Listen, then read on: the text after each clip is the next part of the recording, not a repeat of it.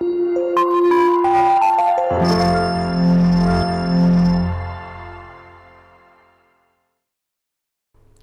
बच्चों, I hope you all are doing good. Today we are doing a chapter named India, Natural Vegetation and Wildlife. What we are going to read in this chapter about the natural vegetation, about the wildlife and about need for the conservation of forest, natural vegetation and wildlife. You all know India is a vast country and have a wide range of physical features and climatic types. These varied physical and climatic conditions have resulted in a stunning variety of the plant and animal life in India. और इसी कारण India में जो land forms और climatic के इतनी ज़्यादा differentiation है, इसी कारण इंडिया में बहुत different type of different varieties of plant और एनिमल लाइफ फाइंड आउट होती है, देखने को मिलती है. हम बात कर रहे हैं नेचुरल वेजिटेशन की. नेचुरल वेजिटेशन क्या होती है? जो अपने आप ग्रो होती है, जो ह्यूमन मैन यानी ह्यूमन बीइंग मैन जो है वो ग्रो नहीं करता, जो नेचुरली ग्रोन होती है, दैट इज नेचुरल वेजिटेशन. और India has a wide variety of natural vegetation. क्यों? Because of the two factor, the amount of rainfall and the variation in the landform features. बहुत ज़्यादा बारिश यहाँ होती है, बहुत अच्छी बारिश होती है और लैंड फॉर्म भी अलग अलग टाइप की है. इसी कारण यहाँ पर बहुत सारी different variety of natural vegetation पाई जाती है. The major vegetation types of India are as follows. First है ट्रॉपिकल एवरग्रीन फॉरेस्ट. ये इंडिया का मैप है बच्चे, अलग अलग कलर में अलग अलग वेजिटेशन को लोकेट किया गया है कि कौन से एरिया में कौन सी वेजिटेशन मिलती है. फर्स्ट वेजिटेशन की हम बात कर रहे हैं, that is tropical evergreen forest. Evergreen नाम से ही पता लग रहा है, हमेशा ये पत्तियां कैसी रहती हैं इन पेड़ों की? ग्रीन रहती है. ओके. रेन फॉरेस्ट, बहुत ज़्यादा बारिश आती है. Evergreen forests are found in regions with rainfall above 300 centimeter. The climate is highly moist and humid. The temperature is even and the dry season is very short. These forests are of equatorial type. They are commonly found in the Western Ghats and hills of Assam. Important trees of evergreen forest are oak, chestnut, देवदार, सिदार, चीर and pine etcetera. Trees जो हैं बहुत ऊंचे होते हैं, जिनकी height जो है 100 मीटर के अराउंड होती है और हार्ड वुड होती है, इनकी ब्रॉड लीव्स होती हैं and they remain green all the year around. That's why it is called evergreen rain forest. The semi green forest are found in the regions that have rainfall between 200 and 300 centimeter. Evergreen 300 centimeter से ज़्यादा जहाँ rainfall होती है और 200 से 300 centimetre rainfall के जो areas हैं वहाँ पर कैसे फॉरेस्ट पाए जाते हैं? Semi green. And they lie close to the evergreen forest. These forests are commonly found in the Western Ghats, Assam, West Bengal and Odisha. Now next, the tropical deciduous rainforest. These forests are also called the monsoon forest. These forests are most widespread in India. बहुत ज़्यादा फैले हुए हैं India में ये forest. ये जो forest है ऐसे एरियाज़ में पाए जाते हैं जहाँ पर एनुअल रेनफॉल जो होती है 100 से 200 सेंटीमीटर के बीच में होती है.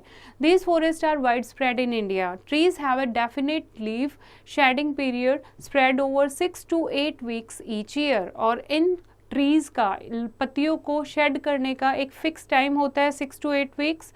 And the trees here are usually not as close together as in the tropical rainforest. So more light can reach the forest floor, especially when the deciduous trees have spread their leaf.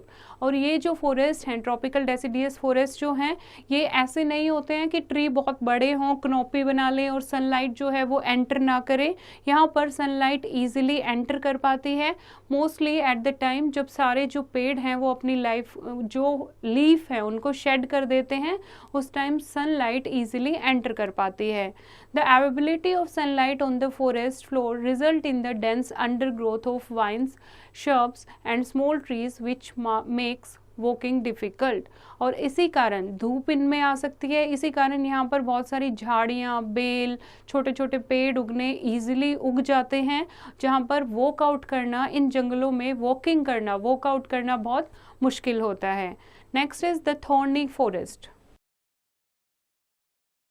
Thorny forest जहाँ पर कांटेदार पौधे पेड़ आपको मिलेंगे। The thorny forest are found in the western part of Rajasthan, parts of Gujarat, Punjab and Haryana and the Deccan Plateau.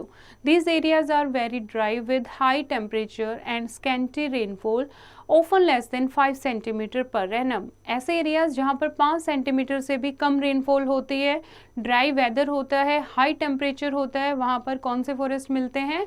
Thorny forest मिलते हैं, जैसे कि western part of Rajasthan, parts of Gujarat और Punjab, Haryana and the Deccan plateau also. And trees जो होती हैं इनकी deep root होती है, यहाँ पर जो पेड़ पाए जाते हैं उनकी डीप रूट होती हैं, थिक बाक होती है और थॉर्नी लीफ होती हैं। Wood of these trees normally used as fuel, और इनकी जो वुड है वो किस काम आती है? फ्यूल के रूप में यूज़ कर पाते हैं। कुछ इंपॉर्टेंट ट्री हैं जैसे कि एसेसिया, बबूल, डेट, पाम, खैर एंड केक्टस। नेक्स्ट है the tidal forests. These forests are found along the coastal and in deltas. These forests can survive in both fresh and salt water. दोनों जगह पर ये सर्वाइव कर सकते हैं, फ्रेश वाटर में भी और साल्ट वाटर में भी। They occur in the deltas of the Ganga, Mahanadi, Godavari and Krishna rivers and along the eastern coast. These forest are covered by mangrove trees. यहाँ पर ज़्यादातर मैनग्रोव ट्रीज, कोस्टल एरिया में आपने देखा होगा बहुत बड़े बड़े पेड़ होते हैं, मैनग्रोव ट्री इनको बोलते हैं। तो ज़्यादातर ये डेल्टाइक रीजन में मैनग्रोव ट्रीज फाइंड आउट होते हैं। सुंदरी is the one of the species of mangrove. Mangrove पेड़ का एग्जाम्पल है सुंदरी ट्री, जिससे सुंदरबन डेल्टा जो है वो सारे सुंदरी ट्री से भरा हुआ है, that's why it is called Sundarban delta. Okay, next is vegetation of the Himalaya region. The Himalayan forests are distributing according to the altitude. In the mountains, the temperature decreases with the increase in altitude. जैसे height बढ़ती है जगह की, temperature वहाँ का क्या हो जाता है? कम हो जाता है। तो ये वेजिटेशन जो है ट्रॉपिकल से अल्पाइन टाइप में चेंज हो जाती है, अलग अलग टाइप की वहाँ पे आपको वेजिटेशन दिखेगी।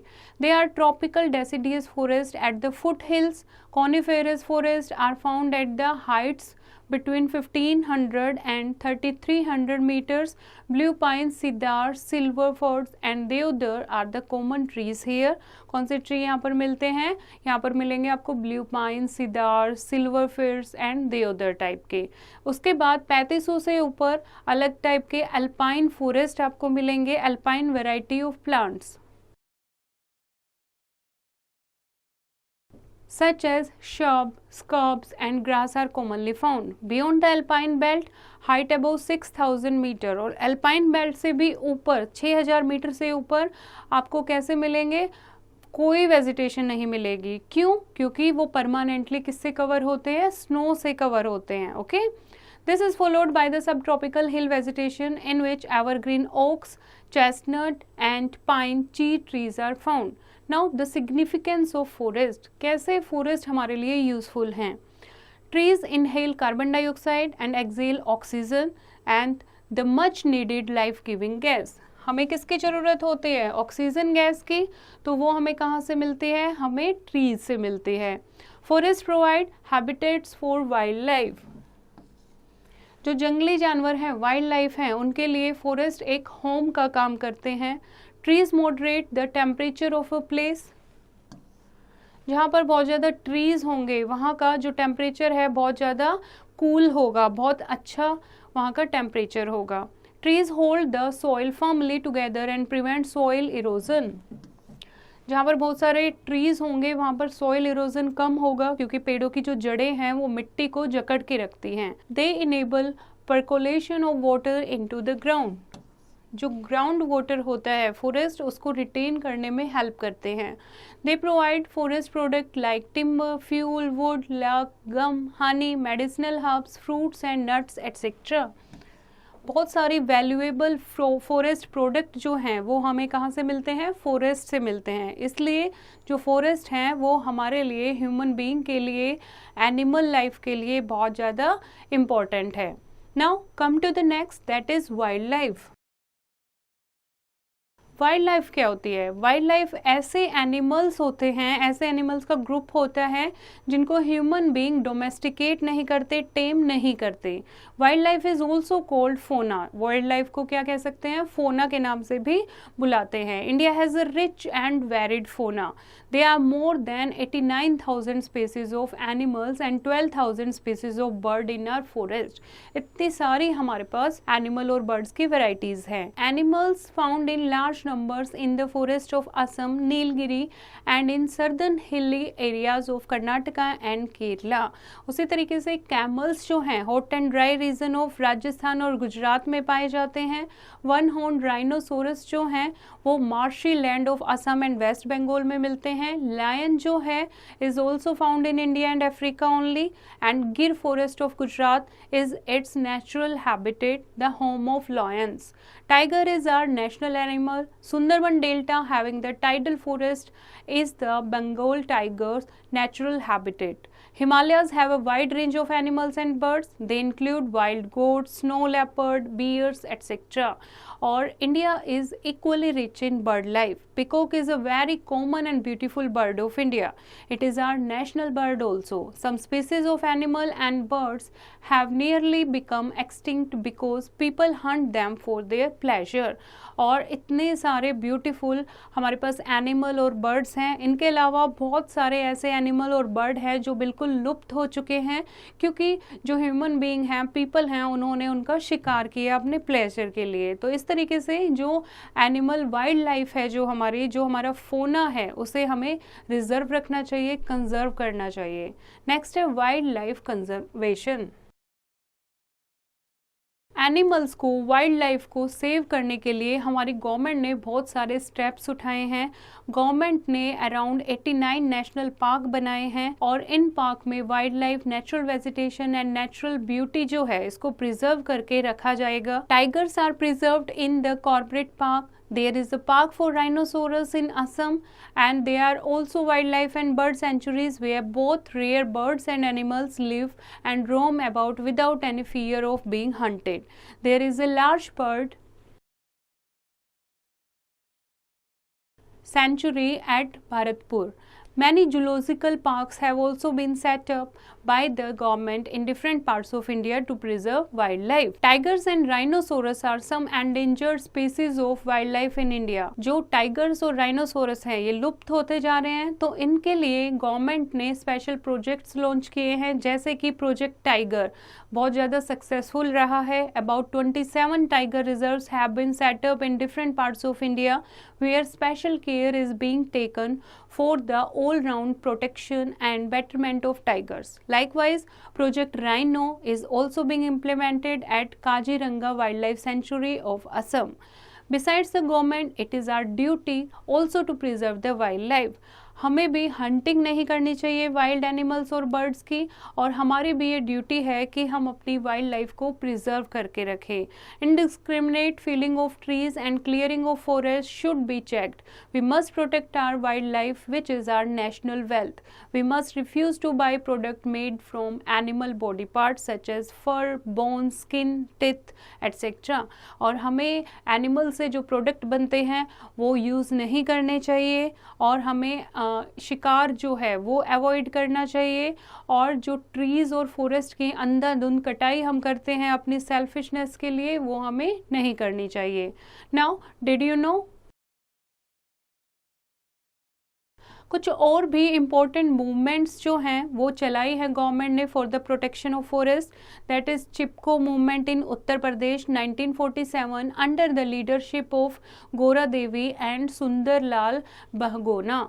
ये एक मूवमेंट है, चिपको मूवमेंट उत्तर प्रदेश। जब वहाँ पर फॉरेस्ट को क्लियर किया जा रहा था, उस टाइम ये लोग जो हैं पेड़ों से चिपक गए थे कि हम इन्हें नहीं काटने देंगे। उस मूवमेंट को नाम दिया गया चिपको मूवमेंट। उसके बाद Bishnoi movement started 400 year ago in Rajasthan to resist cutting of trees, and Silent Valley movement against a hydel project on the Periyar river in Kerala that would have destroyed a dense forested region on the Western घाट। और इस तरीके से अलग अलग project भी चलाए गए हैं अपने फॉरेस्ट को कंजर्व रखने के लिए। Now need for the conservation of forest, natural vegetation and wild life. हमें क्या ज़रूरत है, क्यों हमें कंजर्व करनी चाहिए ये चीज़ें? Both natural vegetation and wild life are our national wealth, hence every attempt should be made to conserve them. ये हमारी क्या है? ये हमारी नेशनल वेल्थ हैं, खजाना है हमारे देश का, इसीलिए हमें हर एक कोशिश करनी चाहिए ताकि हम इनको कंजर्व कर सकें। Forest research institutes have been set up at Dehradun in Uttarakhand and Coimbatore in Tamil Nadu.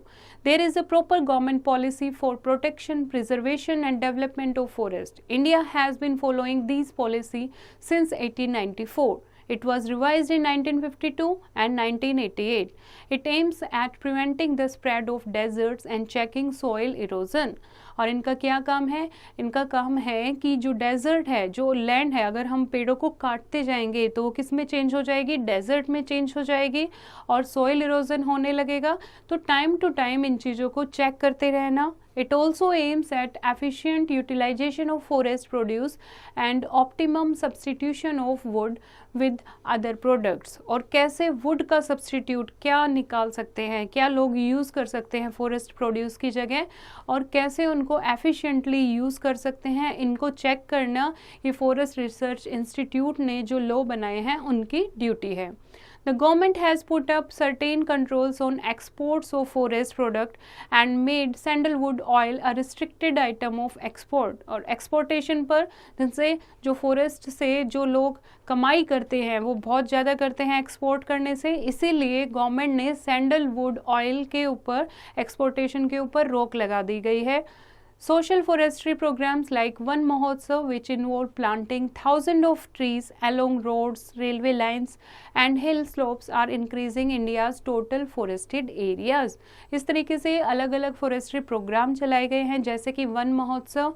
उस दिन क्या होता है, पूरे देश में हजारों लोग पेड़ लगाते हैं अपने रोड के किनारे, रेलवे लाइंस के किनारे या हिल स्लोप्स पर।